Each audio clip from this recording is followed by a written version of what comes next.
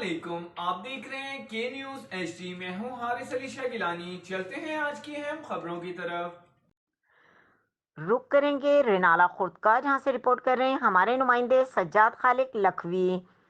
طلباء و طالبات کو تفریح کے مواقع فراہم کر کے ان کی ذہنی اور جسمانی نشوونما کے ساتھ ساتھ ان کو ایک ذمہ دار شہری بنانے کے لیے تمام تر وسائل کو بروئے کار لا رہے ہیں۔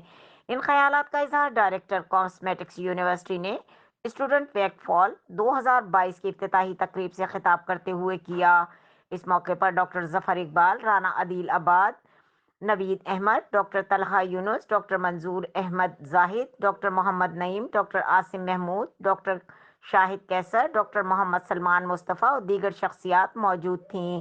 افتتاحی تقریب کے دوران صوفی نغمے، Saraiki culture, dance, drama, weight lifting اور جمناسٹک کی پرفارمنس پیش کی گئی۔ اسٹوڈنٹس ویک میں cricket, hockey, football, badminton, table tennis, kabaddi, athletics کے مقابلوں کے علاوہ حسن قرأت، نعت، مشاعرہ، drama, calligraphy, face painting, photo walk, موسیقی، خطاطی، غزل نائٹ اور ای گیمز کے مقابلہ جات بھی ہوں گے۔